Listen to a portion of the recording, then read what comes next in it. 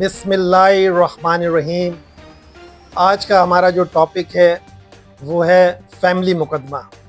देखें, पिछले वीडियो में मैंने खुला के हवाले से बात की थी और जो ख़वातीन हैं या जो शादियां होती हैं, जो ये जोड़े होते हैं, उनको ये समझाने की मैंने कोशिश की थी कि भाई ये खुला जो है अच्छी चीज़ नहीं होती, घर आबाद करना चाहिए।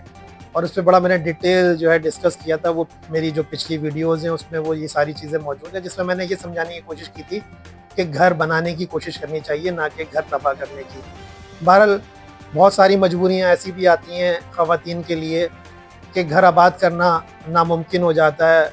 कुछ ऐसे मसाइल होते हैं कि साथ रहना नामुमकिन हो जाता है शौहर के, और कोई और जो है रास्ता नहीं होता। शौहर छोड़ने के लिए यानी कि तलाक देने के लिए तैयार नहीं होता और औरत रहना नहीं चाहती। वो अपने यानी कि शौहर जो है बीवी को ब्लैकमेल कर रहा होता है कि नहीं जी मैं नहीं छोड़ूंगा, मैं तलाक नहीं दूंगा, और औरत रहना नहीं चाहती। अब उसके पास कोई और रास्ता नहीं है सिवाय ये इस रास्ते के कि वो खुला ही ले और खुला ही का मुकदमा दाखिल करे। तो मजबूरन जो ख़वातीन हैं वो फिर कोर्ट्स की तरफ आती हैं और खुला का केस दाखिल करती हैं। देखें, अमूमन ऐसा भी होता है कि जो ना वो जहेज़ का सामान भी देने में जो ना मतलब ये कि जो शौहर है या उसके घर वाले वो रज़ामंद नहीं होते और ख़र्चा देने के लिए भी रज़ामंद नहीं होते। अगर औलाद पैदा हो जाए तो औलाद का ख़र्चा देने के लिए भी रज़ामंद नहीं होते। तो ये बड़ा आसान सा केस होता है जो एक साथ फ़ाइल हो जाता है, जिसमें खुला का भी आप तकाज़ा कर सकते हैं, अपना सामान वापस लेने का भी तकाज़ा कर सकते हैं, खातून अपना ख़र्चे का भी तकाज़ा कर सकती है, बच्चों के ख़र्चे का भी तकाज़ा करती है। मैं इंग्लिश के अंदर बताता हूँ कि वो क्या केस कहलाता है।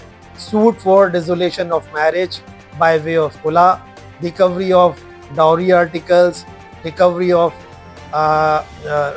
मेंटेनेंस, ये मुकदमा होता है ये।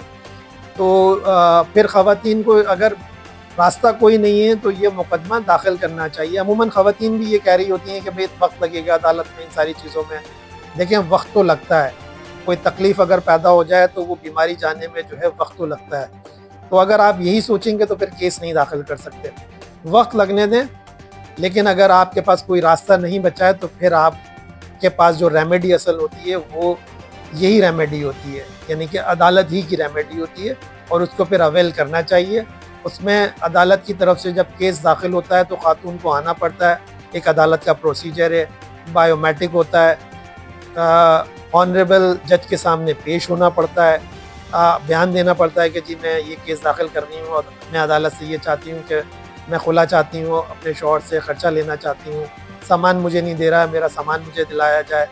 तो ये मुकदमा दाखिल करने के लिए जब जज के सामने पेश होने के बाद ऑनरेबल जो इज़्ज़त माब जज साहब होते हैं वो सम्मन इशू करते हैं फिर मुखालिफ साइड को, यानी कि उसके शौहर को, और फिर वो एक नोटिस निकलता है, एक सम्मन, 2 सम्मन, 3 सम्मन, मुख्तलिफ प्रोसेस होते हैं। बैलिफ के ज़रिए जाता है, घर पे नोटिस चिपकाया जाता है, थ्रू जो है ना व्हाट्सएप भी नोटिस की तामीलात होती है, नहीं आ रहा होता है तो अखबार में भी इश्तिहार आता है।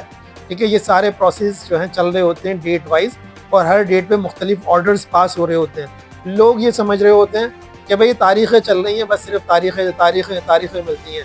भाई हर तारीख़ पे कोई ना कोई ऑर्डर पास होता है और फिर उस ऑर्डर के मुताबिक उसकी कंप्लाइंस करनी चाहिए। फिर उस कंप्लाइंस मतलब एक नोटिस का ऑर्डर किया, नहीं आया, दूसरे नोटिस का ऑर्डर होगा, दूसरा नोटिस इशू कराया जाए, फिर तीसरे का होगा, नोटिस चिपकाने का ऑर्डर होगा, बैलिफ के ज़रिए होगा। हर डेट पे कोई ना कोई ऑर्डर पास हो रहा होता है, उसकी कंप्लाइंस कराते रहें। ये कंप्लाइंस मीन्स जो अदालत कह रही है उस पर अमल दरामद कराते रहें तारीख़ वाइज।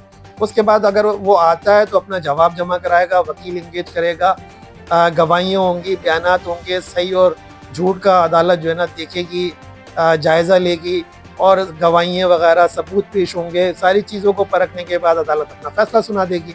ना आने की सूरत में एक तरफ़ा फ़ैसला अदालत सुना देगी। तो ये उसमें जो है जो आप चाह रहे हैं, खुला चाह रहे हैं, ख़र्चा चाह रहे हैं, सामान चाह रहे हैं, उस हवाले से अदालत अपना फ़ैसला सुना देगी। तो बहरहाल जो है मुकदमा दाखिल अगर लाजमी हो गया है, खातून को दाखिल करना ही करना है, तो उसके पास फिर यही रेमेडी होती है और उसको वो फिर अवेल करनी चाहिए, इसमें सोचना नहीं चाहिए। आप तमाम लोगों का बहुत बहुत शुक्रिया, बहुत मेहरबानी।